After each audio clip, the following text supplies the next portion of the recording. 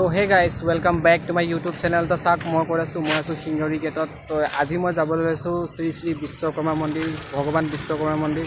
ক'লে আহিছোঁ দিয়ক, মই চাইকেল লৈ আহিছোঁ। তো মই এখন চাইকেল লৈ যাম আজি। তো ভিডিঅ'টো আজি মজা লাগিব। তো আপুনি ভিডিঅ'লৈকে শেষলৈকে চাই থাকিব, তো ভাল লাগিব আজি। তো বলক ভিডিঅ'টো আৰম্ভ কৰোঁ। তো গাইজ আজিৰ ভিডিঅ'টো অলপ বেলেগতকৈ বেলেগ হ'ব, কাৰণ আজিৰ ভিডিঅ'টোত কিছু ইতিহাস থাকিব। ভিডিঅ'টো শেষলৈকে চাই থাকিব।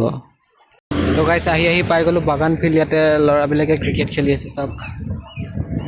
চাৰিওফালে কেৱল বাগান।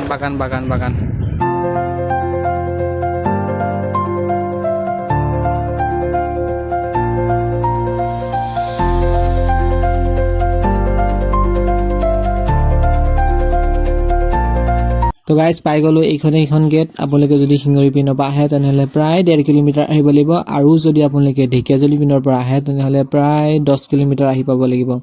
আহি পাব এইখন গেটখন। এই গেটখনেৰে সোমাই যাব লাগিব।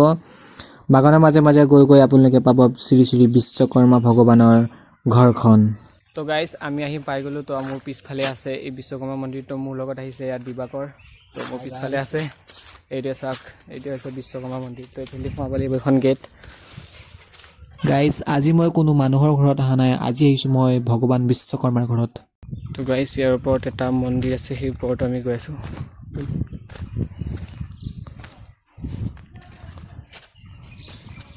আপোনালোকে অনুমান কৰকচোন গাইজ, আজিৰ পৰা কিমান বছৰ আগতে ভগৱান বিশ্বকৰ্মাই নিজৰ বাবে নিজৰ ঘৰখন নিজে বনাইছিলে। তো ভাবকচোন আজিৰ পৰা কিমান বছৰ আগত বনাইছিলে, আৰু নিজে বনাই ঘৰখন নিজে ভাঙি পেলাইছিলে। ৱাও। আৰু এনেকুৱাকৈ ভাঙিছে মানুহে আৰু বনাবও নোৱাৰিব নেক্সট টাইম। ইয়াৰ ওপৰতে বিশ্বকৰ্মাৰ এটা সৰু মূৰ্তি সজাই থোৱা হৈছে। আৰু আগৰ দিনত না হাতুৰি আছিলে, না কটাৰী আছিলে, না বটালি আছিলে, একো নাছিলে। তথাপিও এটা বস্তু সমানকৈ কাটিছিলে ভগৱান বিশ্বকৰ্মা। ৱাও। এইবোৰ দেখি আমাৰ যোনবোৰ নেকি মিস্ত্ৰী আছে তেওঁলোকে শিকিবলগীয়া বহুত আছে। ৱাও চাওক, এটা বস্তু কিমান সমানকৈ কাটিছিলে। আৰু ভগৱান বিশ্বকৰ্মাই নিজে বনাই থৈ যোৱা ঘৰৰ বস্তুটো যে মই নিজ হাতেৰে চুব পাৰিছোঁ। ৱাও। তো গাইজ এইখিনি জেগা কোনে ইমান চাফা কৰি দিছে তেওঁলোকক বহুত ধন্যবাদ দেই। বঢ়িয়াকৈ চাফা কৰি দিছে। এবাৰ ওচৰৰ ভিউটো চাওক ন গাইজ, কিমান ধুনীয়াকৈ চাফা কৰি ৰাখিছে। ৱাও। তো পুৰাতত্ত্ববিদসকলক মোৰ এটাই অনুৰোধ, যাতে এই ঠাইখিনি যিমান পাৰে সিমান প্ৰচাৰ কৰক, ল'ৰা ছোৱালীক দেখাওক। ইয়াত বহুত হিষ্ট্ৰী আছে, জানিবলগীয়া বহুত আছে। তো বাহিৰলৈ দিল্লী মুম্বাই এইবোৰত যোৱাৰ কোনো প্ৰয়োজন নাই। অসমতে ইমান ধুনীয়া বস্তু আছে দেখাবলগীয়া, ল'ৰা ছোৱালীয়ে জানিবলগীয়া। তো আপোনালোকে যিমান পাৰে এই ভিডিঅ'টো সিমান শ্বেয়াৰ কৰি দিব, যাতে আহক সকলো মানুহে আহি কিনে বস্তুবোৰ চাওক, দেখক, বুজক ভগৱানে বনাই থৈ যোৱা বস্তুবোৰ। তো ভিডিঅ'টো যিমান পাৰে সিমান শ্বেয়াৰ কৰি দিব। সকলোৱে জানিব বিচাৰে যে বিশ্বকৰ্মাই নিজৰ ঘৰখন নিজে বনাইনো কিয় ভাঙি পেলাইছিলে। তেনে শুনক, মই অকণমান কৈ দিছোঁ। মহাদেৱ আৰু বিশ্বকৰ্মা দুইজন ভাল বন্ধু আছিল। এদিন দুজনে ভাবিলে যে আমাৰ দুজনৰ বাবে এটা ঘৰ বনোৱা উচিত। সেয়েহে বিশ্বকৰ্মাই মহাদেৱৰ বাবে গুপ্তেশ্বৰ মন্দিৰটো বনাইছিলে, আৰু বিশ্বকৰ্মাই নিজৰ বাবে এই ঘৰখন বনাইছিলে। যেতিয়া বিশ্বকৰ্মাই নিজৰ ঘৰখন বনাই হৈছিলে তেতিয়া মহাদেৱক চাবলৈ মাতিছিলে। তেতিয়া মহাদেৱে কৈছিলে যে তোমাৰ ঘৰ তুমি বনাইছা যেতিয়া নিশ্চয় ভালেই হ'ব বুলি কোৱাত বিশ্বকৰ্মাই লাজ পাই ঘৰটো গুৰি মাৰি ভাঙি পেলাইছিলে। এইটোৱে ৰহস্য, বেলেগ একো ৰহস্য নাই। গাইজ এইটো চাওক, পাথৰত কিবা এটা মূৰ্তি বনাইছে। কি মূৰ্তি হ'ব পাৰে এইটো চাওক। তো গাইজ এইটো পুখুৰী আছিল নেকি, আপোনালোকে কমেণ্ট কৰি জনাবচোন এইটো কি হয়, মানে কি বনাইছিল এইটো। তো গাইজ মই ডিম্পু দাৰ ডাইলগ এটা মাৰিছোঁ, কিটো লেভেলত ধুনীয়া লাগিছে ইয়াত আহি কিনে। কাৰণ ইয়াত ডিম্পু দাই আহি কিনে এবাৰ ভিডিঅ' বনাই গৈছে, ইয়াত মজা লাগিছে। ইয়াত চাওক নাই, ওপৰত উঠি কিনে চাওঁ ৰ'ব।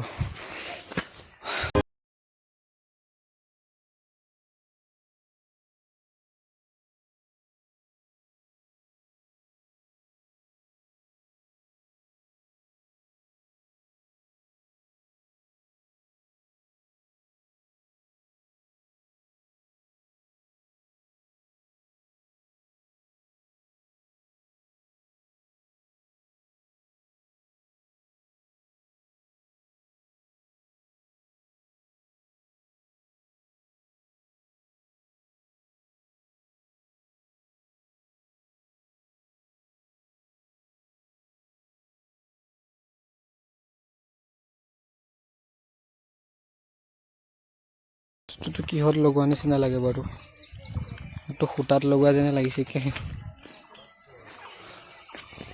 এইটো এনেকুৱাই লাগিছে ন সূতাত লগোৱা টাইপৰ এইটো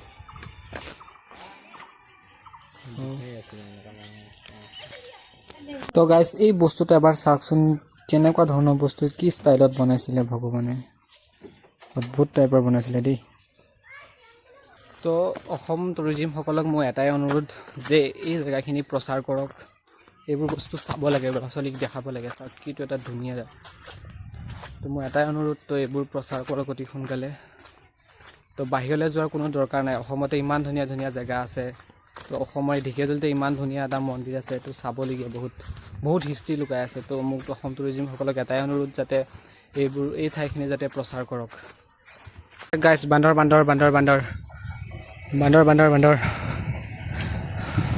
चैनल को सब्सक्राइब करो पहले हाँ जल्दी करो मुझे पता है कि आप लोग नहीं करते वीडियो देखते हो लेकिन सब्सक्राइब नहीं करते ये लाल कलर का बटन नहीं से दबाओ जल्दी दबाओ फिर मैं शुरू करूँ दबा दो जल्दी दबा दिया घंटी में दबा देना ठीक